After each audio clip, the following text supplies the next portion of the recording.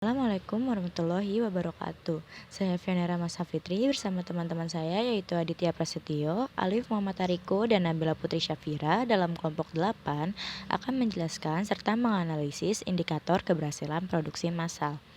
Sebelumnya, saya akan menjelaskan tentang pengertian dari indikator. Indikator adalah suatu standar dasar atau tolak ukur, bisa juga disebut sebagai suatu acuan untuk mengukur adanya penambahan pada suatu kegiatan ataupun usaha. Nama saya Ditya Prastio. Saya akan menjelaskan tentang indikator keberhasilan usaha menurut Dwi Rianti. Yang pertama adalah peningkatan akumulasi modal atau peningkatan modal. Suatu perusahaan akan dikatakan berhasil apabila ada pertambahan modal setiap periodenya secara berkesinambungan maupun secara instan sampai dengan target yang telah ditentukan oleh perusahaan itu sendiri. Yang kedua adalah jumlah produk, yaitu jumlah atau volume produk yang ingin dihasilkan oleh perusahaan itu sendiri.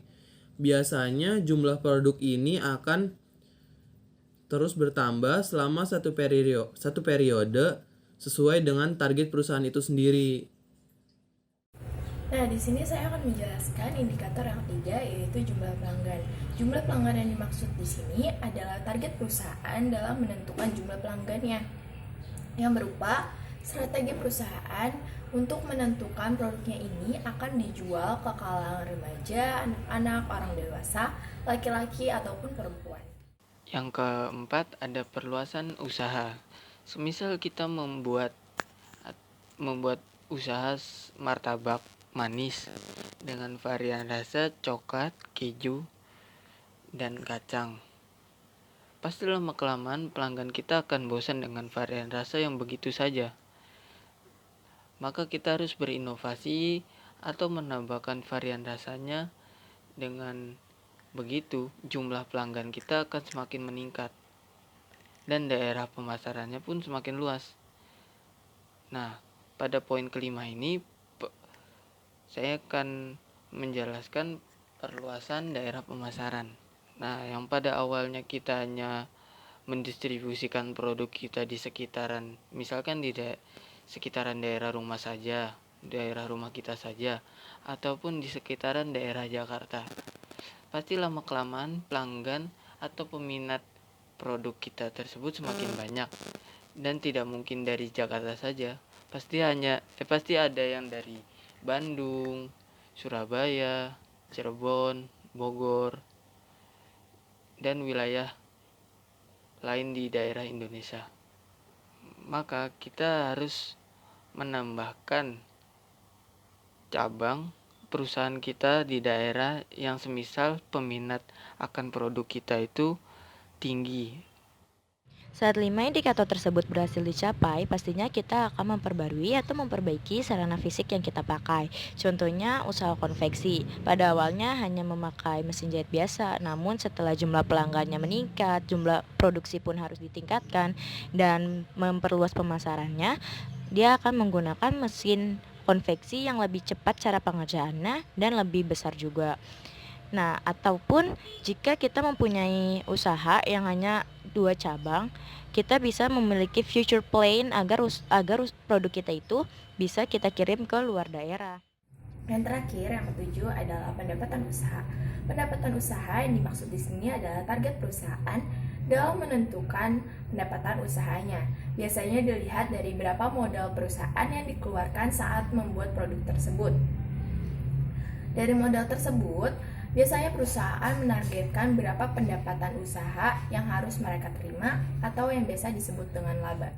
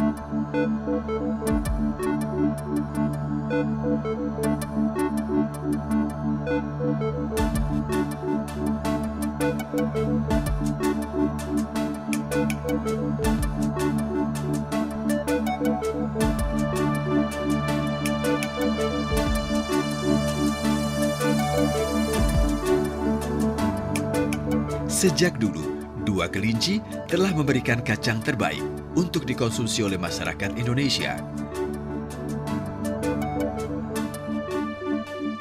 Selama lebih dari 30 tahun, kami terus berinovasi untuk menyajikan produk terbaik bagi masyarakat.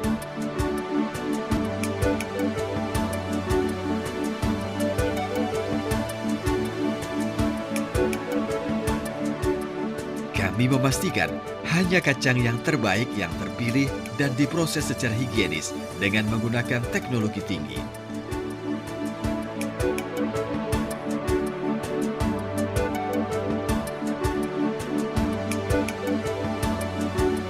Kacang yang telah diproses akan dipilah kembali untuk memastikan kualitasnya sebelum dikemas.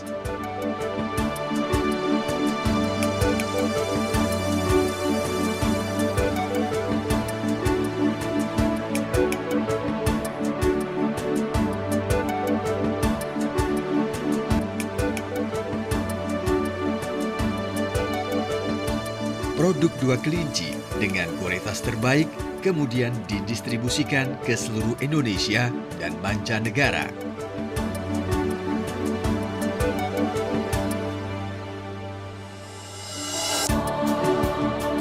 Selain memberikan produk yang terbaik bagi masyarakat, kami menerapkan industri yang ramah lingkungan dengan memaksimalkan konservasi air, manajemen limbah, dan konservasi energi.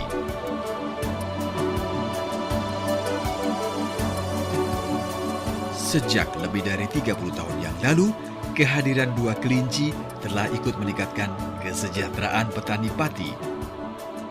Dengan semangat dan keinginan untuk terus menjadi lebih baik, Dua Kelinci akan terus berusaha untuk memberikan kualitas yang maksimal dan dampak yang positif bagi masyarakat dan lingkungan di masa depan. Dua Kelinci juga ikut melestarikan dan memperkenalkan budaya kuliner lokal dengan mempersembahkan warung pati dengan desain tradisional khas Indonesia.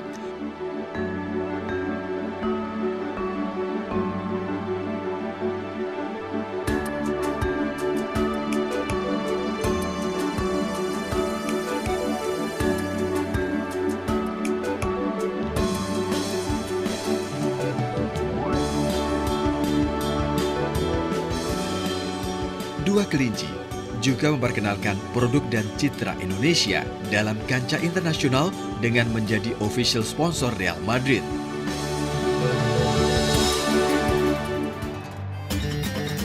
Kemampuan menaklukkan lawan, Xabi Alonso juaranya. Untuk kualitas rasa, kacang Dua Kelinci pastinya.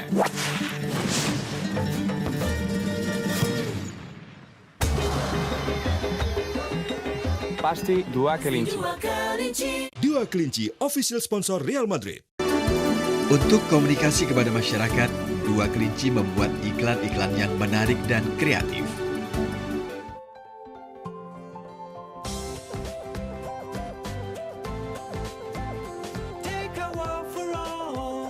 Kacang dan coklatnya begitu terasa, semua suka, serunya dinikmati bersama. Deka Waferol, apapun caranya, tetap nikmat banget. Pasti Dua Kelinci.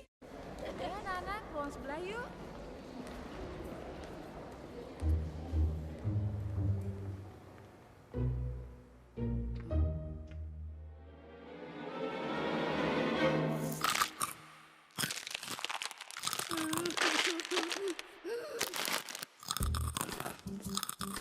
Renyahnya TikTok bikin suasana jadi seru. TikTok, serunya gak bisa berhenti. Lo dan gue sama-sama Indonesia. Tapi kalau belum pernah nitip antrian, jangan aku Indonesia deh. Lo juga orang Indonesia kalau lo update status kapan aja. Oh ya, satu lagi nih, orang Indonesia itu suka menolong. Bang, bantuin dong. Yang jelas Indonesia asli, kalau cemilan lo, Sukro 2 kelinci. Kacang renyah dibalut macam-macam rasa seru khas Indonesia. Sukro 2 kelinci, kacang seru asli Indonesia.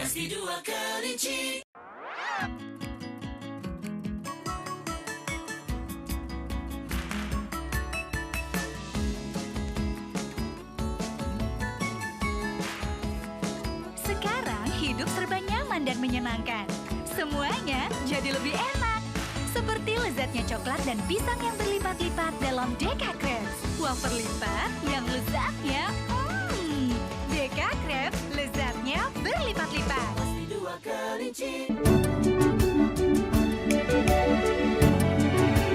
Dua Kelinci selalu memberikan kacang terbaik untuk Anda.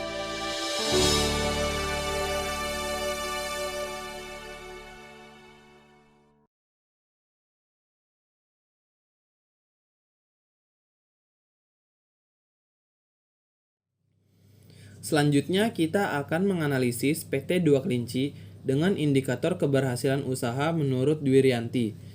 Yang pertama adalah peningkatan modal. Modal bukan hanya uang saja, tetapi bisa juga dengan lahan, mesin-mesin, dan tenaga kerja. Pada awalnya, PT Dua Kelinci ini memproduksi produknya di tempat rumah sepetak yang dijadikan home industry, dan juga menggunakan tenaga kerjanya yaitu keluarga-keluarga terdekatnya, dan menggunakan mesin-mesin yang sangat sederhana. Dilansir menurut wawancara live streaming OPEX DK. Sekarang bisa dilihat bahwa PT Dua Kelinci ini mempunyai beberapa pabrik yang sangat besar dan jumlah karyawannya yang hingga ribuan, serta penggunaan mesin-mesin yang canggih. Nah, bisa kita lihat dari dua kondisi tersebut bahwa terjadi peningkatan yang sangat signifikan yang tadinya menggunakan rumah sepetak sekarang menjadi pabrik untuk memproduksi produknya. Sehingga PT Dua Kelinci ini masuk ke dalam indikator keberhasilan usaha menurut Dwi Rianti. Yang kedua adalah jumlah produksi. Jumlah produksi PT Dua Kelinci pada awalnya, pada mula dirintisnya hanya menggunakan setengah truk saja. Sedangkan sekarang bisa menghasilkan 500 ton per harinya. Dari situ terdapat peningkatan juga, yaitu peningkatan jumlah produksi yang sangat banyak. Sehingga bisa termasuk ke dalam kategori indikator keberhasilan usaha menurut Dwi Rianti. Sekian.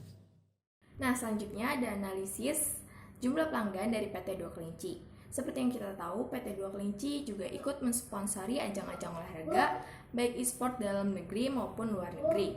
Dengan begitu, PT Dua Kelinci pasti menargetkan jumlah pelanggan yang cukup banyak, dan juga kepada semua kalangan, baik dari remaja maupun sampai orang dewasa. Yang keempat adalah perluasan usaha. Pada awal mulanya, PT Dua Kelinci ini hanya memproduksi makanan berjenis kacang saja. Karena seiring perkembangan perusahaan tersebut semakin maju, mereka berinovasi dan menambahkan varian produknya, seperti menambahkan varian produk Sukro, Tiktak, Deka Crepes, dan masih banyak lagi yang lainnya. Oke, selanjutnya pada poin kelima, yaitu perluasan daerah pemasaran. Pada perluasan daerah pemasaran ini, PT Dua Kelinci mendistribusikannya di daerah sekitaran Pati, lalu berkembang untuk mendistribusikan produknya ke berbagai daerah di Indonesia. Dan pada tahun 2013 mereka memberanikan diri mengekspor produknya ke berbagai negara di Asia, Afrika, Amerika, Timur Tengah, hingga Australia. Perbaikan sarana fisik yang dilakukan oleh PT Dua Kelinci ini awalnya kan mereka hanya menggunakan tenaga manual gitu, tenaga manusia. Namun setelah usahanya berkembang dan produksinya lebih banyak, mereka sekarang menggunakan mesin untuk memproses kacang yang akan diperjualkan. Yang terakhir ada analisis pendapatan usaha dari PT Dua Kelinci. Nah, karena PT Dua Kelinci juga mensponsori ajang-ajang olahraga yang cukup banyak, baik dari dalam negeri maupun luar negeri, tentunya pendapatan mereka juga ikut melimpah, mulai dari ratusan juta sampai bisa miliaran dalam per bulannya.